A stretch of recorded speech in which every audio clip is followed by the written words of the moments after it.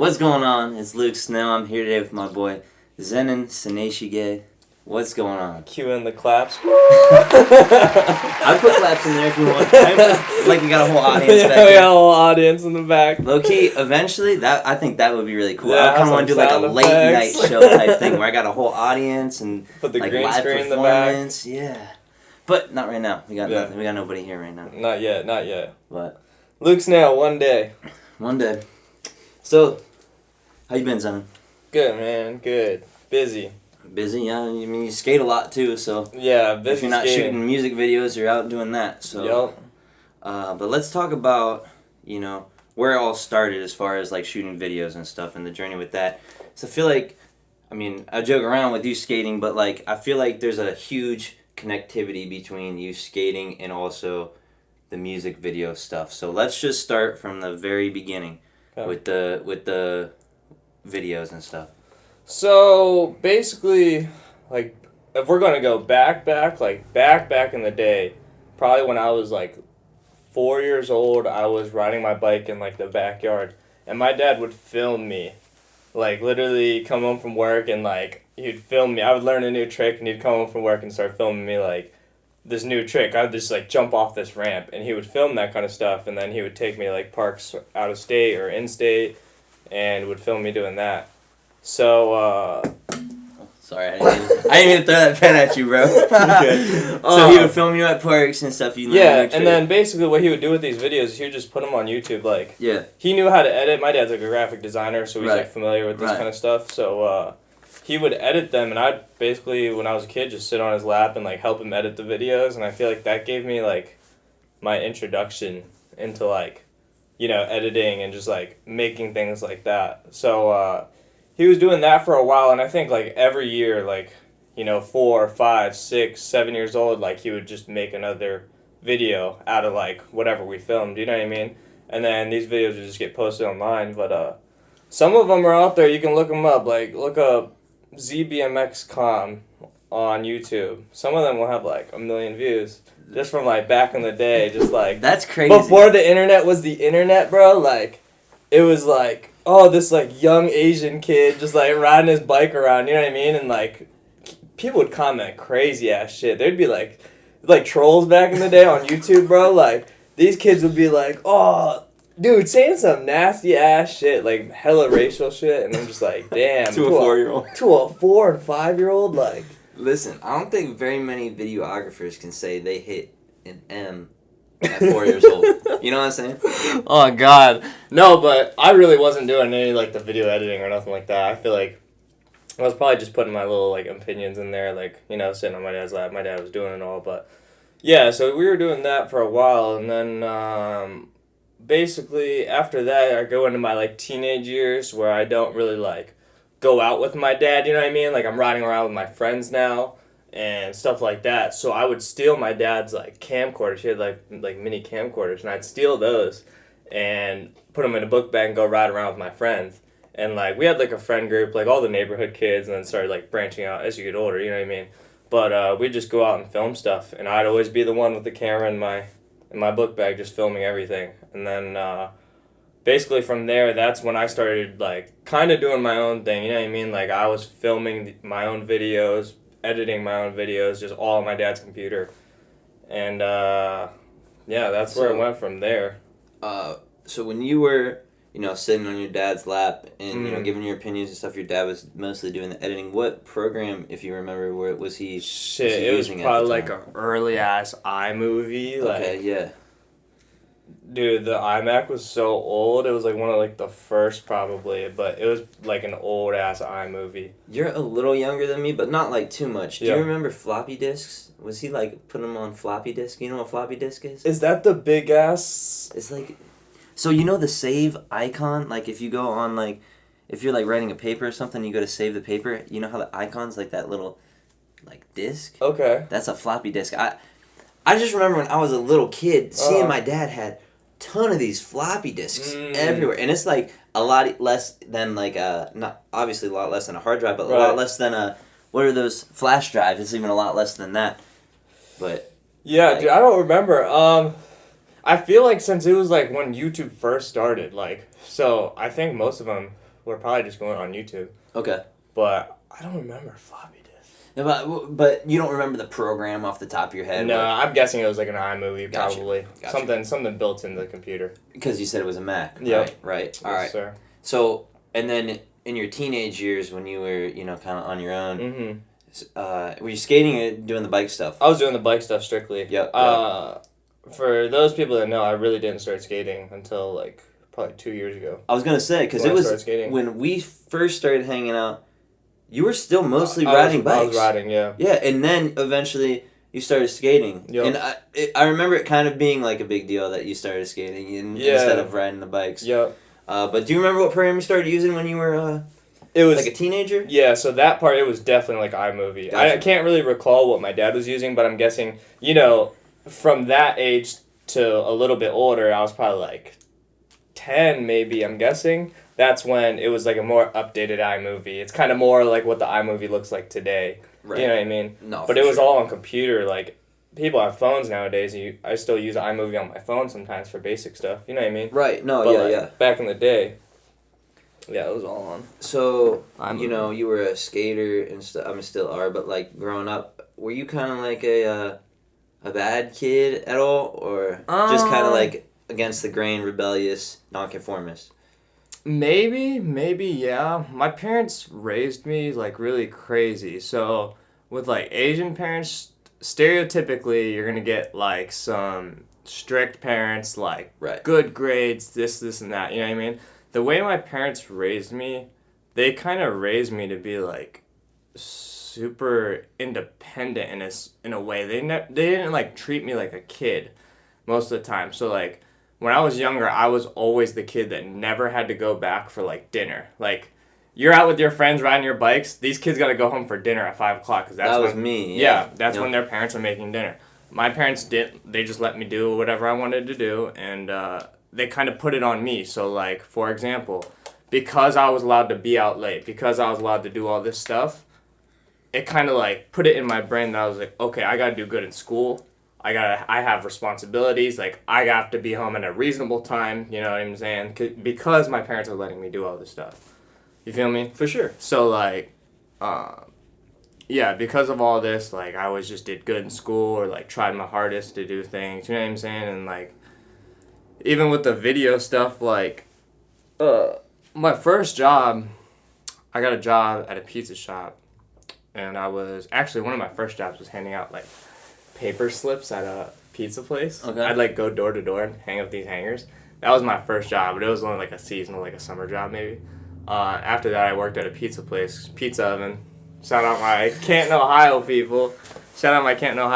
But I worked at pizza oven and best sausage pizza around. Crazy sausage pizza. Yeah. So I like right when I was about 15, I wanted to work really bad because I was always, like, the youngest kid in the group, so all my friends were older. And by that time, everyone had cars. And I wanted a car so bad, and I was like, as soon as I get my license, I want to be able to drive around, you know what I mean? So right around, like, 15, I went and got a job at Pizza Oven, and I was like, I tried to work at Taco Bell, I tried to work at all these places. They wouldn't let a 15-year-old work because it was only 16 up. Right. But I ended up working at Pizza Oven in the back, just, like, washing pans. And that's what I did. And then after that, I probably worked there for about 4 years.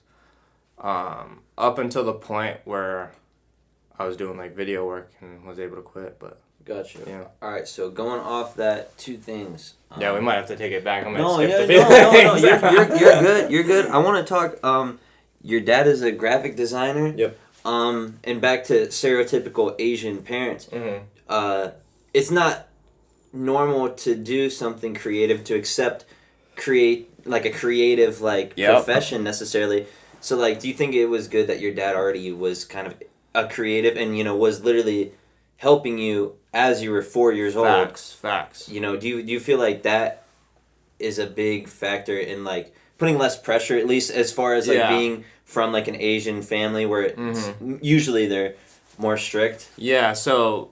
Yeah, with my dad doing that stuff, I mean, my dad's, like, an artist. Like, you should, if you see my parents' house, dude, like, the way he has it set up is, like, crazy. Like, my dad just has an eye for everything. And my mom was actually born and raised in Canton, Ohio. Okay. And she had more of like a, U.S. living, like, bring up or whatever as she grew. But your sister's artist as well, correct? yeah, my sister's an artist as well. She actually lives out in LA right now. She's teaching ballet. Gotcha. And stuff like that. But she makes great music. Yeah. Her music's awesome. But not just the creativity just like runs in your family, and it's for sure. it's encouraged. Yeah, encouraged for sure. My mom's also like a crazy artist. She would like. Do you remember those like take home projects? Okay, there were like extra credit projects in high school where you would have to make things like.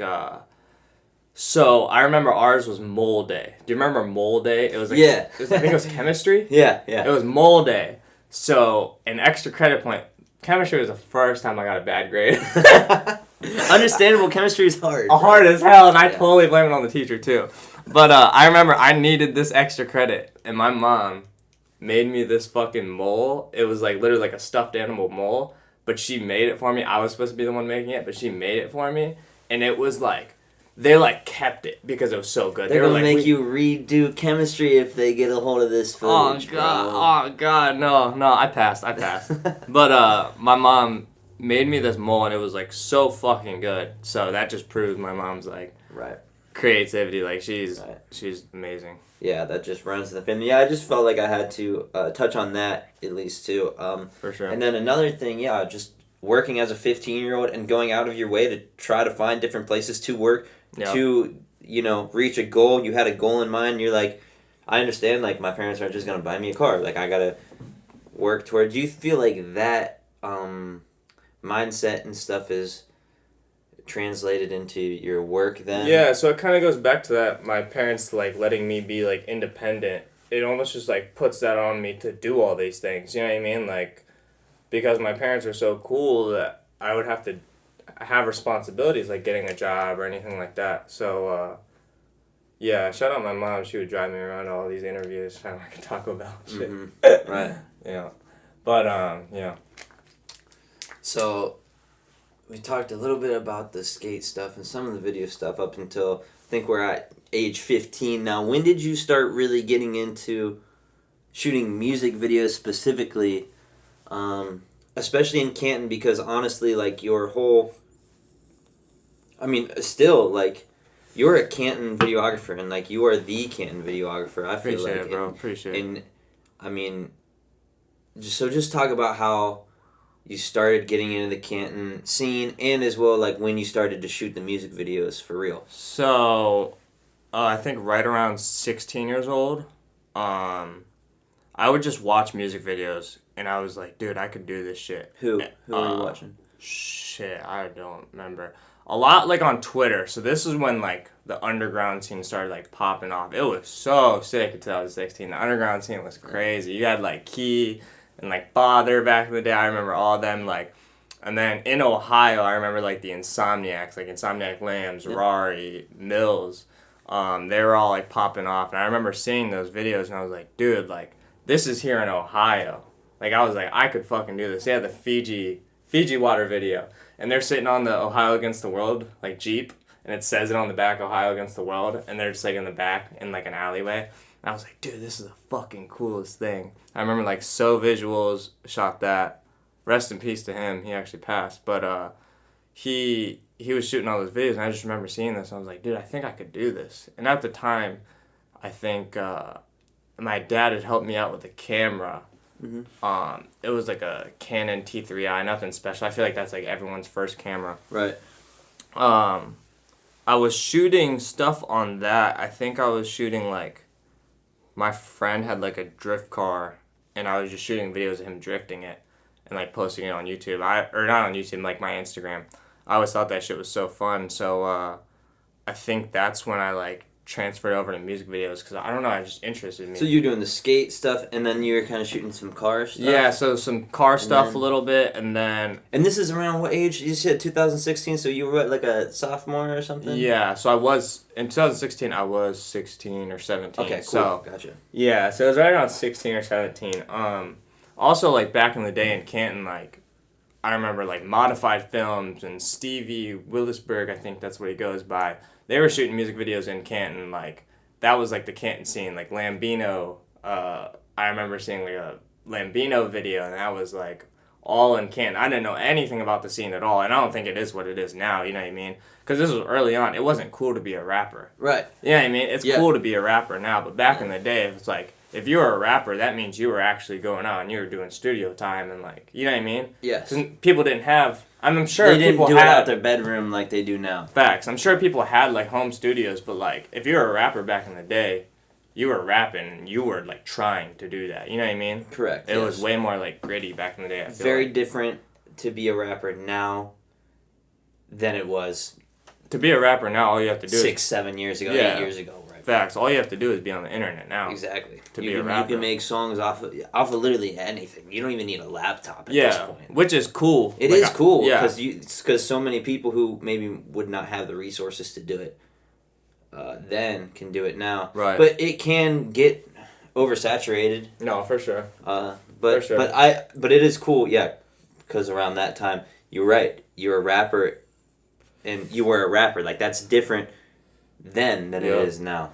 Especially like K. Drews was in Canton too, making music, and he was probably one of the reasons why I started shooting music videos, dude. I remember DMing him early, like before I had a camera, like to do music videos. I DM'd him and I was like, bro, one day I will shoot one of your videos. Like, I was like, I want to shoot one of your videos one day, and I promise it'll be good. And like, he was nice enough to like DM me back and was just like, oh yeah, let's do it. And he always believed in me. Shout out K. Drews. He always believed in me and always said like, he was like, you're gonna do it one day. You know what I mean? And I feel like that's kind of a testament to Canton though, because that's how I started. You know, you were around when I literally didn't have a microphone, anything. Yeah. You were the one who told me to buy a camera. You're like, you're an idiot for not having a camera and putting this on YouTube. Yep. But like, it happened just like that. Like I remember DMing you and being like, what you're doing is like legendary. Appreciate and like, it, bro. and Appreciate it. like I remember doing that. It was like probably 2-3 years ago at this point, but it was like. That's how I got in with everyone, is just being like, I love what you're doing, and like I want to be a part of what you're doing, and then for people to be like, to let people in instead of be like, oh, whatever, this fan, but instead of them being like that, they, you know, I feel like most people in Canton have been like that. With me and my experience have been like, okay, like if that's what you're doing, yeah, I'll be a part of it. Exactly, I'll help you and it's never like taking what people have. It's always like, oh, I can add to what you have and you can add to what I have type of thing. It's always like that kind of relationship, like you help me, I help you, and I think that's kind of what K. Drews and I had, where I was able to shoot his videos, you know what I mean, and he was kind of putting me in the scene a little bit, right? You know, as like someone exposure and stuff too. Facts. At that time, were you getting paid? Probably not. Right. I was every single videographer, when they like first come out, they're always on this like, cause everybody puts this out in the air. It's like, oh, you need to get paid for this, and that. You should be getting paid higher. And I always kind of had that mentality, especially like when I first started. I thought I was worth way more, but it's like, you kind of got to bite that bullet a little bit. You have to realize you are brand new. Like you are starting off. Like there's going to be free work, and that doesn't mean you have to dick suck out here. Like I was never dick sucking, you know what I'm saying, like doing free work, right. But like I was out here definitely doing some free work and like trying to put my name out there, you know what I mean, like. And also it was never about like me trying to like be on the scene or me doing this and that. Like it was always just like, dude, I literally liked making music videos. Like that's what I wanted to do. I wanted to get better at it. So I never really felt like I was like trying to be out there or anything like that. For sure. And that's kind of why I asked, because I kind of figured you probably weren't making any, or if you were making money, it was probably very little. And obviously, like, you had enough training to where you could have been, like, kind of overconfident, might be the word, and be like, well, I already have a bunch of skills. Like, I can go out here and sell videos for sure X amount of money. But you weren't in it for that. I just kind of wanted to bring that up because I knew that's not where the origin was for you. Yeah, you know? And it's like you take a wedding videographer and he could be doing weddings for 10 years. You put him in the rap scene, it's like, dude, he's brand new. It's like he might be a master at fucking handling a camera, but like he's just new to something. Like, it is just new. There's an understanding, too, and a culture that you have to understand before you can be good at shooting music videos. Exactly. You got to know what you're shooting. You can't just shoot the rapper and be like, you got to know what is cool, what makes that shot cool, you know, and just feeling the environment. Exactly. And it's just like learning the culture for real, because like I didn't know anything about the underground culture at all until like I started hanging around you guys, and it's like I learned so much like about brands, about like different things that people did that was cool, you know, and just like you learn the whole culture, you know, and that's another thing about shooting is like it's not always about who's a better videographer too. It's about the name too. Like you know, if someone's got a name, like that is credibility. Like that's worth something, you know. And it's like there's probably great videographers out there, but they're like on some film stuff and they don't know how to shoot music videos and think like it's easy to shoot music videos, and it's like that's not really how it goes. Yeah, there's so many things to it, and I think that kind of formed my style a little bit. So like from skateboarding and biking videos, you make those videos from literally like nothing. Like every skate video or like every bike video is made from nothing. Like it's not like there are some skate videos out there with like huge budgets and all that, but most of the videos like they're getting created from nothing. So within a skate video, most of the time like what you're trying to do is capture the feeling, like, or capture the moment. So like when someone lands a trick, like you get everyone at the end like hugging, like, oh, you fucking landed that, you know what I mean? Everyone's hyped. Like you can feel that kind of stuff within the videos. So that's something I tried to carry over with like music videos, like whether it's, you know, they're sitting in a trap house like counting money. I want you to feel that. I want you to feel like you're there. If it feels like scary in there, like if it feels like you're in danger, like I want you to feel that. I want you to feel like if the rapper or if the person's like happy, like I want you to feel that. So I think that's something I wanted to like, I try and encapsulate within my style, just like the feeling. Look, you give me goosebumps talking about that. I swear to God, because that's so true though. Because like, I mean, I tell you all, like you know this, like my favorite video like of all time is Asphalt, because it does that. It does exactly that. Appreciate it. And it's all just like one theme, and that video to me is just like, it's perfect. Like it's literally perfect. Like every time I watch that video, I'm like, this is like just so good, and it's not overly like. It's not like you're doing crazy effects, but just like the colors,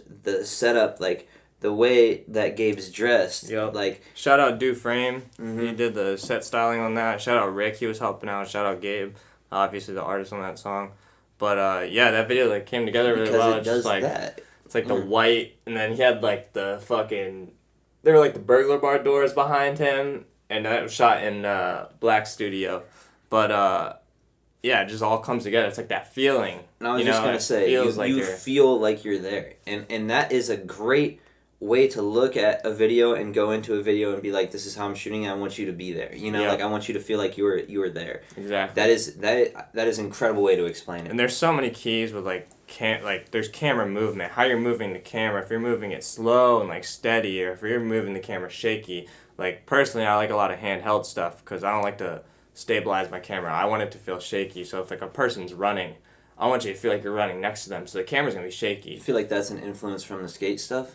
Yeah, maybe a little bit. Yeah, you never use stabilizers with skateboarding. Right. I mean, some people do, obviously, but most of the time it's just all handheld. Right. Could be. So, talk about how you balance then shooting that more underground feel that you're talking about in like big budget type videos. Yeah, so I think there has to be like at least for me, and where I'm at right now, so let's take it back to like some of these kids that are blowing up, that blew up in like 2017 or 18, like YBN Namir is like a great example. Tay-K, when he was blowing up. If you watch those videos, shout out the videographers, they're not very like professional or like good in a sense, and that is the prime example of what you want, because YBN Namir wasn't a blown up kid at the time. He wasn't on, so it feels better within the video if it's a bad video, because it shows him like in the trenches, you know what I'm saying, like he's in the gas station, like it shows. It's authentic. it shows what he's actually doing. Because an audience, so if he put out like a high budget video, it probably wouldn't have blown as much because your audience is like, who the fuck is this kid? Why, he's like he's sitting there with the Lambo and stuff like that. It's like, it doesn't feel right. But if you have more of like an underground, like really just working with what you got, showcasing what you have, then I think it works out a little better, and it goes back to the energy thing where you can just feel it a little bit more. So I try and balance most of my stuff with like not too of a high budget look, but definitely want it to look professional, right? But really encapsulates like what's going on. And I feel like the AMG Crash Ferrari video was a good example of it being high budget but still having an underground feel. Yeah, for sure. And sticking to your style. For sure. And honestly, I feel like your journey with Crash Ferrari is super cool and super unique. I'll talk about that in 1 minute, but I just want to say the way that you work with artists. Like, I feel like you pick an artist that you like. You're very selective. You pick an artist that you like or you believe in or, you see potential with, and you'll literally lock in with them and do 5 videos or something at a time with these people. Yeah. And, like, a lot of videographers aren't doing it necessarily like that. Yeah, so I want to say with like Crash, taking it back, I remember like not seventh grade. This is what I was This is gonna probably talk about. freshman year. Freshman year, it was like art class. Mm-hmm. I had made like an art piece in like a sketchbook that I needed. It was like a project. And I had made something of Crash Ferrari. I was just like a fan back in the day. And he wasn't big at all. Like, I think Southside had just came out. Okay. But I remember making that piece of him. And then I was just always like a fan, kind of like what he did and the music he made. And then later on, I'm probably like 20. We were like going on trips together. Remember, we'd go to like Atlanta, LA, and those were all funded like by myself. There was no rapper flying me out or anything like that. Right. But we had gone on one Atlanta trip, and I had DM'd him and just said, I was like, yo, I'm here. Can we shoot a video? And texted me an address. I pulled up, and that's what started it all. We shot the Prima Donna video. That was the first video we did. Do you want to hear a cool Luke Snell Crash Ferrari story? What's that? So, I was a big Young Pinch fan before I got into like super underground stuff. Yeah. This is probably 2017. And I went to a Young Pinch show in Columbus. Crash Ferrari opened up. I didn't know who it was at the time. Oh, no way. I'm like, I don't know who this dude is, and he played a song, Spaceship. I love that song. I still love that song. Great. That's my favorite song by him still. But at the time, I had no idea who this dude was, and I have this song saved in my playlist. And then, hanging around you guys, I'm in the underground stuff. I'm like, Crash Ferrari? Like, this is the same dude who I saw live. Yep, like, open up. 3 years ago or 2 years ago. I'm like, this is crazy that's the same person. And I'm like, and now I look at him completely different than I looked at him when I didn't know the underground, Yeah, that's a big thing. I feel like a lot of people will like joke about openers or like openers at a show where they won't feel them as much and they're not like they're too cool. I didn't realize he was popping like that. You know what I mean? To be completely honest. Like that's like subconsciously you do that. You're like, oh, I didn't come here to see you. You know what I mean? Because it was in Columbus. I'm like, all right, this is like just a local rapper. Yeah, whatever. but for like anyone viewing, yep.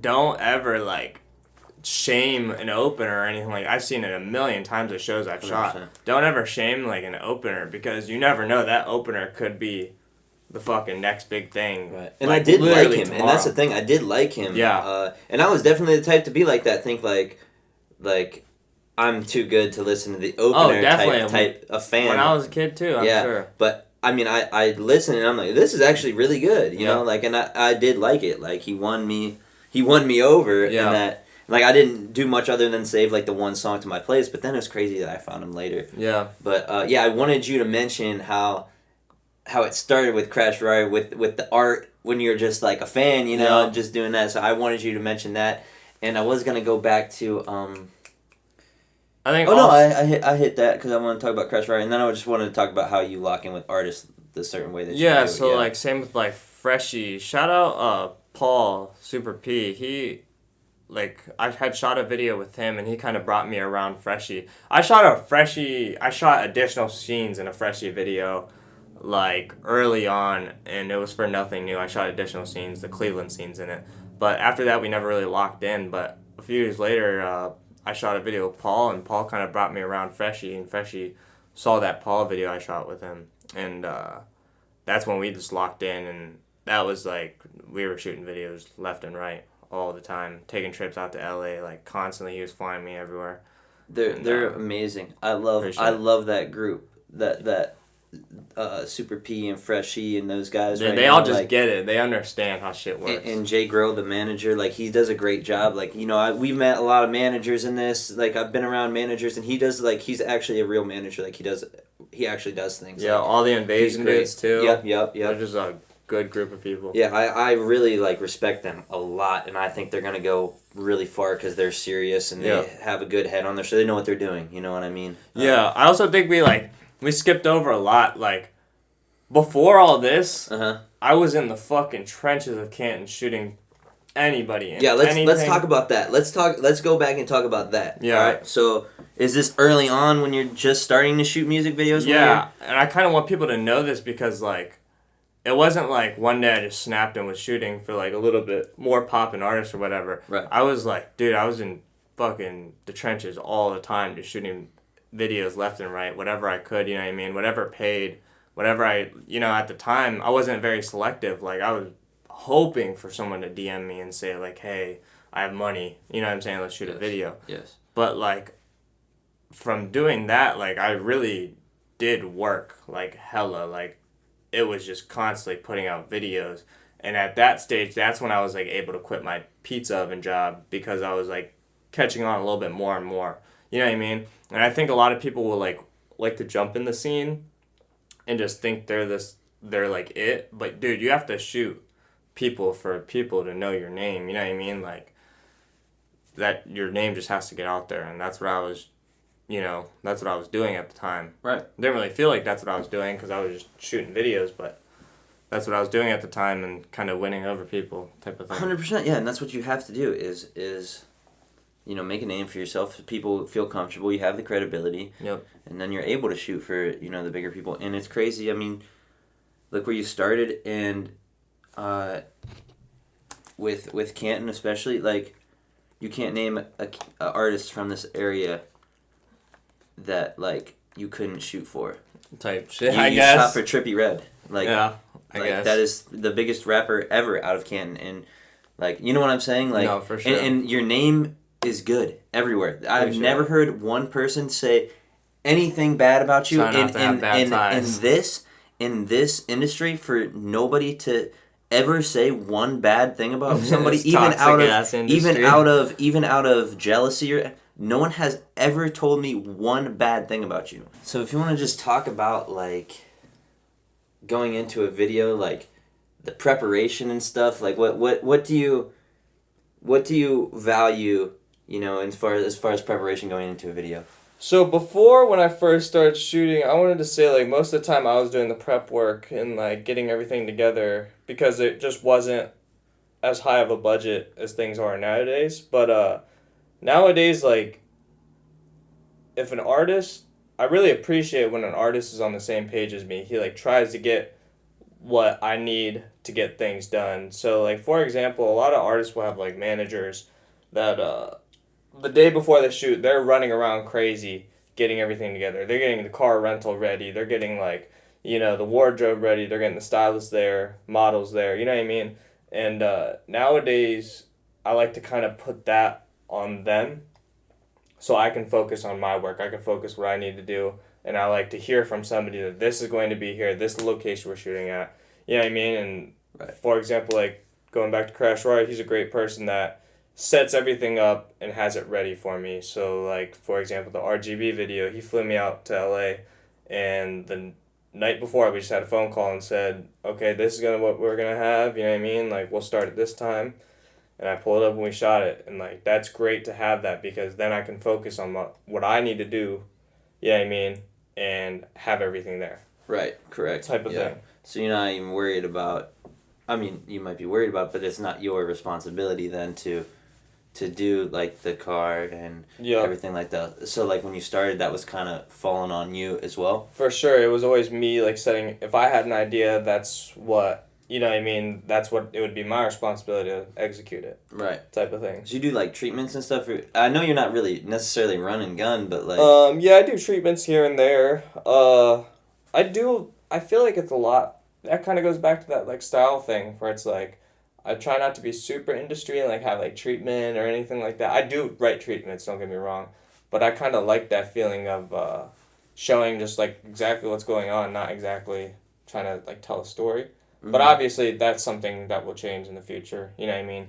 As I get older, I'll for sure want to do less like run and gun stuff. But even like today, nowadays, this year, I told myself at the beginning of the year I was like almost done shooting music videos. Like I put it on my story and just told everybody that I said I'm not gonna be doing this many music videos this year. Yeah. And it's something that I've always wanted to do because I always wanted to do like short stories and short films and stuff like that.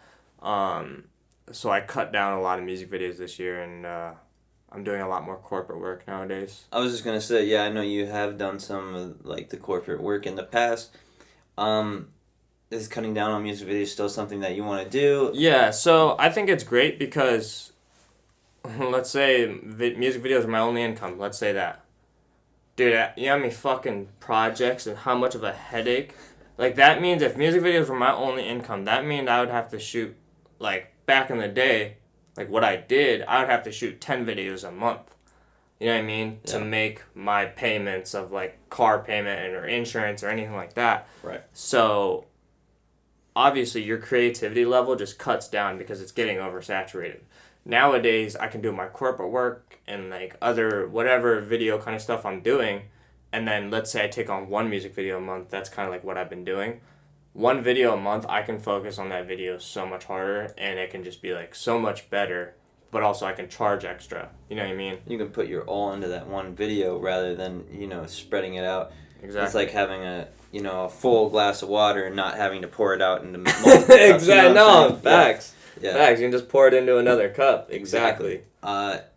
So, with that, you probably want to pick a song or an artist or something that is super special to you. Then, if you're gonna, if that's gonna be like the only video of the month or whatever.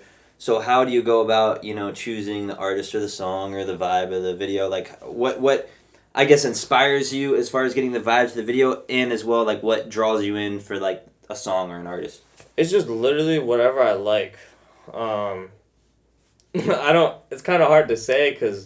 Well, that's kind of always how you've been super selective. You don't just shoot when people hand you money. It, like, makes sense when I shoot with some people. Like, some people just know exactly how to move when I'm shooting, like, one angle or something like that. They just... I don't know, I just lock in with the artist. I can just feel their energy a little bit more. So, it's kind of hard to say... I don't know. I just... Whoever... Like, Right. If I like someone's image and this is the thing about rappers, like, it's way more than just the music. It's like how rappers type captions on their Instagram photos. Mm-hmm. Like, that is their brand. Yeet made a whole language doing that. Literally, it's how you take the photos. It's how you're posting the photos. It's how your grid on your Instagram looks. And it's, the whole world's not Instagram, but it kind of is. Like, that's where you show yourself, and that's how you blow up. So it's like, there's a lot more to it, and whenever I just find somebody that I like the way they, do their thing, that's who I lock in with, I guess. So, do you feel like as a videographer, you play a part in shaping the image for the rapper? Not necessarily creating it for them, but helping them make it what they want to be? For sure. So, like, there's some people with their image already, like, laid out. Like, Freshie, he already kind of has his image laid out. So it's not like I constructed his image. Maybe I, like, morphed it, you know what I mean? And that's how he was perceived because of my videos, But I'm not necessarily saying you create it, but do you feel like you have to play a part to portray their image? For sure. It's your responsibility then. For an artist like Freshie, the fans expect him to be portrayed a certain way. Is it your responsibility? You feel the responsibility then to give that? For sure. And that can all just play a part in, like, just the style of filming, like where things are filmed or how I'm moving the camera. So, like, a lot of new Freshie stuff is, like, super chaotic. So I do, like, a lot of hand shaking, like camera movement shaking, and it just looks chaotic because it matches his energy on the song. And, like, some of those are unreal with the effects and stuff too. Appreciate it. Freshie is definitely one that you've been able, and I said that question because you do such a good job of that, because you did an amazing job doing that with Freshie. And like you said, the chaotic stuff, and I mean the effect heavy stuff is crazy, because you're not. A lot of your videos aren't really effect heavy, but you can show that, hey, look, I can do that too. Yeah. You know? I try and so like a lot with my style, I don't like third party stuff too much. Third party meaning like you'll see some music videos nowadays like they'll put a 3D moon in the background, or like he'll be talking about money and money will flash across the screen, or like. I know what you're talking about. I don't like plugins or stuff like that, stuff that you would find on YouTube then put on the video. I like stuff to be like my own, so I try not to incorporate. I guess I don't really incorporate like third party stuff. Maybe in my older videos, there's definitely stuff from like YouTube on top of those, but nowadays I try and take out any third party stuff, and it's just what comes out of my camera. For sure. How I can morph it from there. Yeah. Because I want it to be like its own like world. If that makes sense. No, absolutely, yeah. So we talked about social media a little bit. Do you want to speak a little more about the importance of social media and how social media has impacted your career, as well as like maybe rappers you've worked with or rappers in general? Yeah, social media is a great thing. Obviously, like that's how I make my living, is literally through social media. A lot of people will have their opinions on social media and how it's this bad thing or whatever. But it can be, like I always like to tell people, some people will be like, oh, I don't hop on Twitter. I don't get on Twitter. It's too toxic. Don't follow the toxic. Yeah. You have a choice. Yeah. Follow your friends. Unfollow the shit you don't want to see. You have a choice of what you're seeing. Or look away from it. Like what, you know what I mean? That's for sure. A lot of people have their opinions on social media, but I think it's a great thing, and I think that's how you showcase what it is. But also, it does play a part in like the oversaturation of rappers, stuff like that. Oh, for sure. Also, these kids are getting like a lot of false readings from these rappers. Like, they see someone blow up overnight, and then every kid out there thinks they can do that. It's like, dude, It is not gonna be like that. You either have it or you don't have it. Correct. You know what I mean? And I think social media gives that kind of false hope, for sure, that you could do this and that, but I don't know. I think like you figure out who you are. So going back to the skate culture a little bit, have you noticed any similarities between like skate culture and like underground rap culture? Maybe a little bit through like, because nowadays back in the days, like to make it as a skater, you'd put out like sponsor me tapes. That's like so dead nowadays. I remember being a kid, like you would put out a sponsor me tape, so you would have like, it's kind of like having an album as a rapper. Right. Back like a hoop mixtape, kind of. Yeah, kind of like having a mixtape or something like that. You'd put out this sponsor me tape, showing all your footage and what you can do, and you would like send it to a company to like, review it, and then if they like it, they're like, oh, you're on my team. It's kind of like the way the record labels work, type of thing. Yes. I do that for baseball, basically, when I was getting recruited. They do, like, highlight videos or something? Yeah, you can still find mine on YouTube, probably. Oh, yeah. If you know my government name, you type that in and find it on YouTube. But, yeah, you get that, and you send it to college coaches, and they'll send something back, and sometimes you go to their camp or whatever, or go on a visit and go from there. Exactly. So something like that, So nowadays, the way skate shit works is you don't, I feel like sponsor me tapes are, like, dead. I could be wrong. But sponsor me tapes, I'm pretty sure, are dead. It's more or less just like who you know and if you're good or not. You know what I mean? So like the same way as rap culture works, I guess. Like if you know people, if you're tapped in, then your music's going to go further.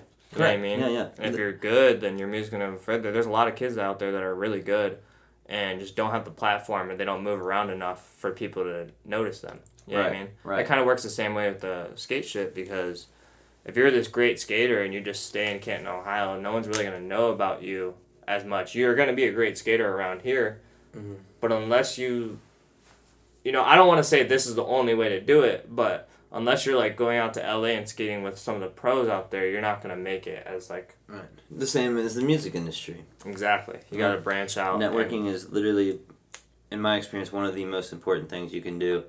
Like as a creative and as an people artist. think it's like this whole thing where it's like, oh, you're networking to to do this, or that. It's like, dude, you could be at a fucking... I met so many people at, like, LA fucking mansion parties. Yeah. You go to an LA party, and you just talk to the dude next to you, and he could be, like, the fucking owner of a...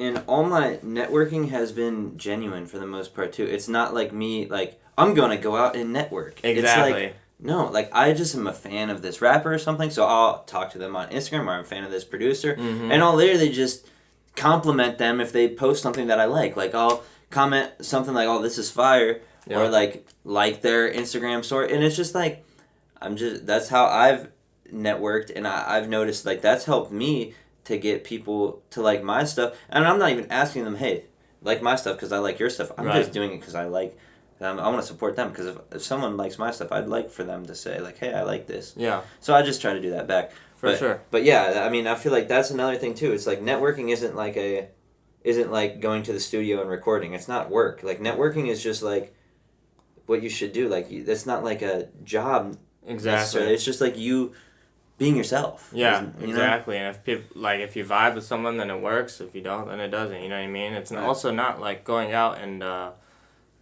it's not going out and fucking tracking down someone where they're going. Like if you like this rapper out in LA, you don't go track them down and like try and go talk to them. Correct. It's more or less just like where you're at and who's around you. If you're just talking and just making connections, like things don't always have to be about work. Like I can just meet a person and just talk to them as a person, you know what I mean? See, if they got kids, how your kids doing type of thing, and then that stuff just comes more natural, like 100%. So if a person that has a platform, if you're just talking to them genuinely, you know what I mean? Like they're more likely to like help you or put you on more, to their platform if you're just gonna be genuine with them. Maybe not always, but... No, yeah, I agree with that. Just being genuine goes a long way. For sure. And not being fake and trying to use somebody for what they have or can offer, yeah. But, I mean, you're around Canton a lot still, but you have definitely been on trips and you've been away to these places. Talk a little bit about experiences doing stuff like that. I want to first start and say that I fucking love Ohio. And a lot of people will say, a lot of people will always have this thing in their head that Canton gives you all these problems and Ohio's giving you all these problems. But it's like, if you have these problems, take it to another state, you're going to still have the same problems most of the time. They're going to say, oh, everyone's fake here. If you think everyone's fake here, go to fucking LA. Dude, people suck out there. People are like, they only want what you have most of the time. You know what I mean? It's like people here... most of the time people here don't want to be famous. They want to work their job and they want to do their thing and go back home. You know what I mean? Because it's not one of those cities where it's like, look, I'm in Canton, Ohio. Exactly. It's more just like genuine. Like I find way more genuine people around here than anywhere else I go most of the time. But I just do love it here. But traveling a lot for like work and even on BMX stuff, you learn a lot of things, just how people live. And I think it's very important to travel and just see different ways of life because like with the BMX stuff we would take road trips constantly. We did probably 3, I don't know the exact number, but done a few road trips where we just hop in a car and just go around the USA fucking knowing people in the city and saying, hey, can I sleep on your couch? That's here, I'll show you. I have a gift for you, okay? Yeah, this is like a Narnmore episode. A surprise. Oh, wait, that's the wrong one. That's Disney Pixar Cars. That's the wrong one. Does this look familiar? Yo, fuck. I got that.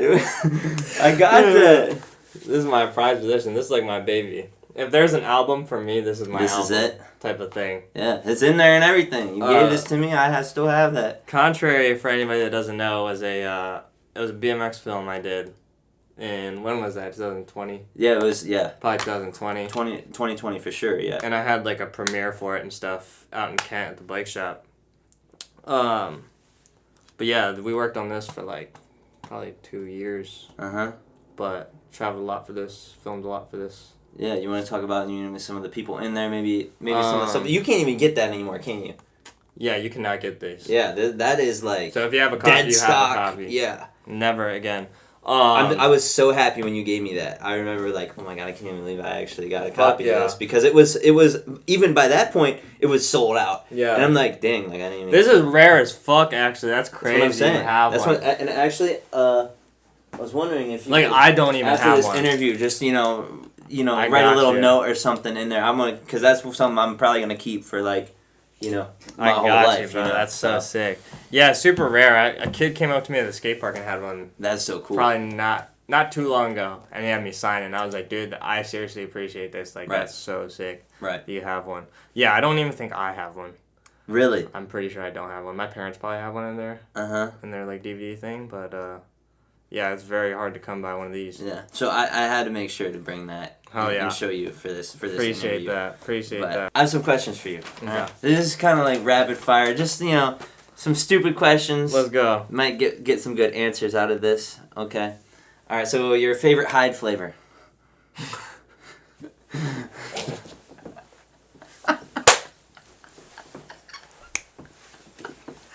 Hey, for anyone watching this, do a Hyde counter. How many times I hit this bitch? This is so fucked up. If you're a kid watching this, do not smoke one of these. Don't smoke a vape. Like, I'm being dead. It is not cool. Like, I need this bitch. It's fucked up. It's like almost not even funny. I need this bitch. Honeydew Punch. No other flavor. Every other flavor is disgusting. That's the one? Yes. Alright, if you were a cartoon character, who would you be? Fuck, I used to love Ed, and Eddie, so one of them. I wasn't allowed to watch that. It was like demonic or probably something. Plank. My parents didn't. Oh, that's you? Yeah, probably Plank. So what's your favorite meal? If someone was cooking you a meal, what's your go-to? There's two different palettes. So there's my Japanese palette from growing up being Japanese, and then there's like an American palette. I'd have to say for my Japanese palette, chicken curry katsu. It's like this curry in like a rice bowl, and then it's like Japanese style fried chicken on the top. That's probably one of my favorite meals. Gotcha. American side, probably just a fucking good steak with like mashed potatoes and like broccoli. How do you like your steak cooked? Medium rare. Oh, that's fair. I can do that. Medium Some rare. people say well done, and it's like don't even get a steak. Fuck no. Don't even get a steak. Fuck no. All right, so. Oh man, I didn't write any of these questions down. I was doing them off the top of the head because usually I don't do it like this. But you were the one who was like, "You should do these at the end." Add a little spice. So all right, let's see here. Favorite movie or TV show? Dude, that's so hard. I don't watch a lot of movies, so I don't know my favorite movie. Okay, fair enough. I have to skip that. That's one. crazy though because you're a videographer. You'd think. I take a lot of inspiration from movies. Every time I watch a movie, I get super inspired to film something. Cool, right? But I don't watch a lot of movies. I don't know like the classics and shit. I'm like, I'm a little kid about that. Pub Alert Mall Cop's my favorite movie of all time. That's a good fucking movie. It is a good movie, but. Favorite TV show probably Euphoria because the way it's filmed. Got you. And I'm a fan of film and stuff like that. So. Got you. All right. So do you want to shout anyone out, or do you have any additional comments before we head out? Shout out my parents. Shout out anybody who's been on my journey of shooting music videos. Shout out all my skate friends. Shout out my friends that don't skate or do music videos. I don't know. Yeah, shout out everybody that's around me that I can always count on. I know shout outs are hard sometimes because you don't want to like leave everyone out. Yeah, I know. I already know someone's going to like DM me and say, oh, you forgot about me, bro. No, but Shout I out appreciate everybody. you doing this because we actually did an interview probably like 2 years, 3 years ago, like a long time ago, audio only. Yep. Before you I'll have you to were get like, that file from you sometime. I don't have it. Really? My hard drives are all broken. I have no. nothing. I have literally nothing. Like, it's miserable. Like, I've had such a hard time trying to like, because I don't know anything about technology. Like, I didn't know anything. Yeah. I figured out everything on my own. And also, thank you because you've been a big help to me, trying to push me in the right direction with this too. So For sure. it would be a disjustice for me not to say thank you to you too. Appreciate you. For pointing me in the right direction and not just telling me how to do things and telling me go figure it out on your own because it's not going to help for me to tell you. I try and anybody that has any questions about anything, I try and answer the best way I can. Right. But also there's that divide too where people are like, oh, they think they can just get all this from me, and I'm like, right, no, yeah. No, I like, for example, for everyone just watching, like Luke is a perfect example of every time I try and tell somebody something, they'll take that and next time I see them, they'll have so many like updates for me on Yeah. what they're doing. Like I just like to see you actually caring. Like Right. you don't just take what I say and leave it at that. You'll No, have right. like updates on, I'm Right. doing this, this, and this now. And I'm Yeah. like, hell yeah, that's tight. I want to help you more. And it's cool because when you help me, you don't do something for me. You tell me How to do it. how to do it and show me how to do it. So you aren't doing it for me every time. You're saying like, this is how you do it.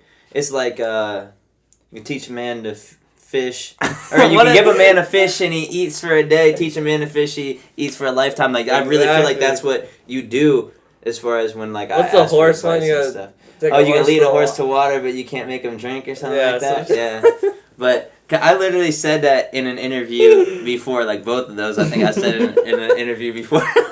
I love metaphors and stuff and analogies. Those are awesome, bro. Like I did the cup of water one earlier. I This love man's those. really from All right, Waynesburg. we're gonna get. I am from Waynesburg. I swear to God. We're gonna get out of here. Thank you guys for watching. Hope you enjoyed the video. Appreciate y'all.